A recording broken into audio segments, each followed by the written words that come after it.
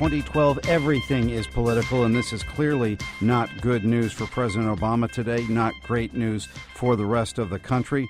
New economic numbers showing that our economic growth not doing all that well, at least slowing down. Brian Hamilton, CEO of Sageworks, a financial analysis firm for privately held companies, is joining us. Economists thought this was going to be a little bit better news today, didn't they? They did.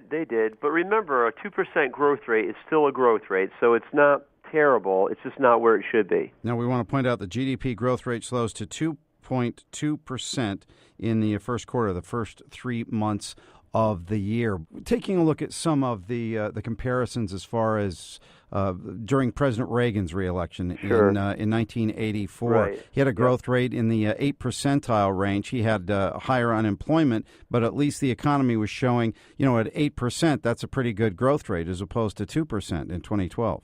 Right, and it's a great comparison, by the way, Michael.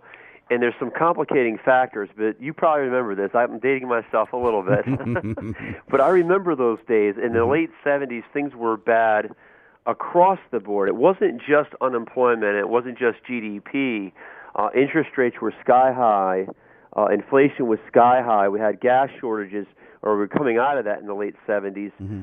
So it's very interesting. I think there's a good comparison. I think we should look at what happened with Reagan, but things were so bad in the 70s that any improvement at that time when Reagan took over or when things really started to turn by 83 were really favorable, and I think that's why he got reelected in a landslide. President Obama is unlikely, in our view, to face those same conditions, meaning he took over a bad economy. There's no question about it. And let's say the worst economy in 70 years, according to most experts. Well, it depends on who's president. Yeah. The fact is the last recession was bad. There's no doubt about it. But remember, interest rates were low. Inflation was low. GDP growth was down, but it was down 1% and 2%. It wasn't down 7% or 4%. Mm-hmm. It wasn't down that much.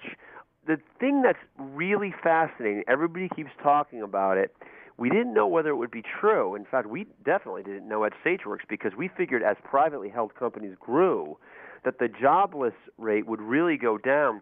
The thing that's really concerning us is really this unemployment rate that's stuck. Mm-hmm. It is stuck today. Now, we don't know what's going to happen a year from now, but it's really true. Even though everyone's talking about it, it's one of those things that people are talking about that happens to be accurate. What we're concerned about, if you look at the fact that the average expansionary economy is about 4 years and the average recessionary economy is about a year, we're 3 years, almost 3 years into an expansionary economy, and yet unemployment is stuck at 8%.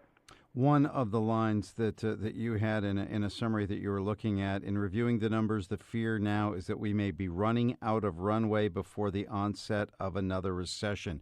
It makes your jaw drop hearing that.